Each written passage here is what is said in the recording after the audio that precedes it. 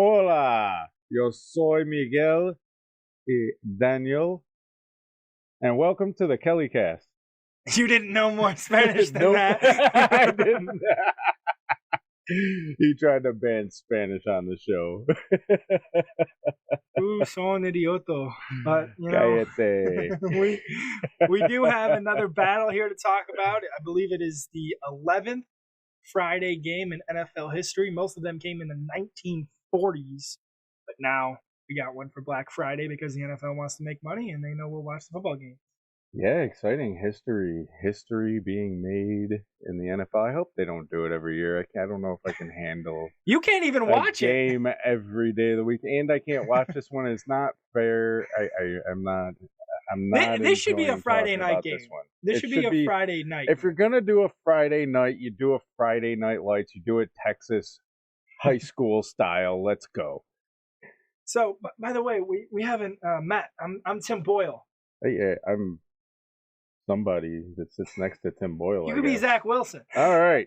What do you think? What do you think about Zach Wilson being not only benched, but being told that he is the third string quarterback? Third string? I didn't hear that yet. Oh my goodness. Well, buddy, I guess it was him with the MILFs, right? I mean, yes, I guess it's trying to reboot American Pie for you, buddy. I don't know. Last week, Zach Wilson went 7 of 15, 81 yards, a score, and an interception. Not to mention he tripped under the field when running. I mean, at least he got a laugh out of it. I don't know how much he's laughing now when he sit on the bench. Tim Boyle gets the start this week. Last week he played, went in relief of Zach Wilson. 7 of 14, 33 yards and a pick.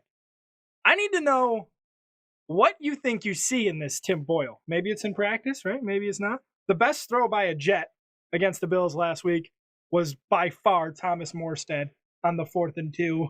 I say they wheel Rodgers out in a wheelchair and try that out for a while because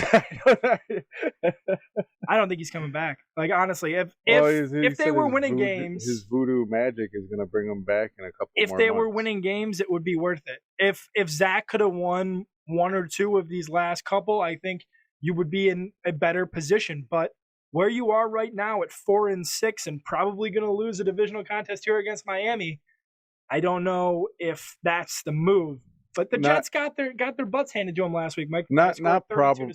Not probably. It's almost a guarantee because that stat that I made a mistake on was actually meant for this game, and it was the Miami Dolphins. They have not lost. They're 7-0 against sub 500 teams this year, and they still haven't beaten a good team. And so this is right up Dolphins' alley this year. I mean, they're gonna stomp on them. I think. Well, last week, both of these AFC teams struggled. Miami almost lost to the Raiders, and then the Jets, like I said, against Buffalo, has to be their worst performance of the year. 81 yards by your quarterback, 23 yards by your starting running back.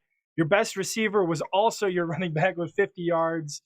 Really disappeared. I mean, Garrett Wilson had one reception for 7 yards and a fumble. Like, the Bills just had that matchup locked down. And for the Raiders last week, against the Dolphins, they really put up a fight, but ultimately Tua goes 28 of 39, 325, 2 touchdowns, and an interception to go with it. Mostert goes 22 for 86.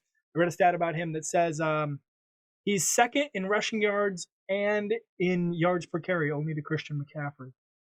Not bad at all. They still have the number 1 ranked offense, no matter who they play. You already know why they're the number 1 ranked offense. It's not thanks to number 1. It's thanks to number 10, Tyreek Hill. Last week, 10 receptions, 146 yards, go along with a touchdown. I swear that man. It's hard to catch Cheetah. He's illegal. It's hard to He's catch an alien. He's an alien, I swear to God. I'm taking the Miami Dolphins this week.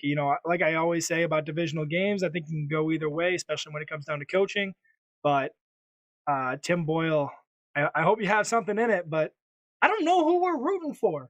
As a Bills fan in this matchup, I don't know if you have a rooting interest. Is it a tie? Do we want them to tie? Probably. I didn't look up the numbers or the math, but I think the division's out of the question for Buffalo. Really? So okay.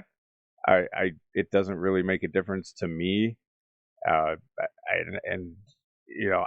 actually want to root for the Jets. I think I want to root for the Jets. I think that's fair because we still play the Jets again. Yeah. So if the Jets win, no, we still play Miami one more time. okay, yeah. So we split against the Jets. We had one against Miami. So yeah, I guess the Jets would be the favorable matchup here. But again, I think it's the Dolphins all day. McDaniel has an offense that works, and at the end of the day, I think Friday 3:00, Miami is going to be swimming in points.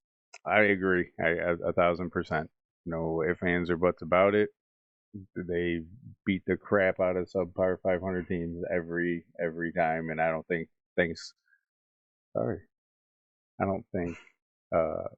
Friday's going to be any different. I mean, we'll have to see. That's, of course, what makes the NFL so exciting. But, guys, we want to thank you for watching all the content here on the KellyCast over the last couple of days. Please make sure to subscribe, like, share all of our socials, the KellyCast on Facebook, Twitter, YouTube, and TikTok. Of course, our Sunday predictions will be going up most likely on Saturday. Myself and Mike still have to film those. It's crazy here. It's annoying, and we're tired. So we will be seeing you in the next one. We hope you had a wonderful Thanksgiving. And don't forget, we're going live this weekend, right? Yes, we are. What time? What do we got? 4:30 game. I believe it's going to be 3:30 again. It's going to be 3:30. Bills and Eagles, a very, very interesting matchup to talk about. Don't miss it. Live here with the boys at 3:30. Have a good one. We'll see you later. Have a good one.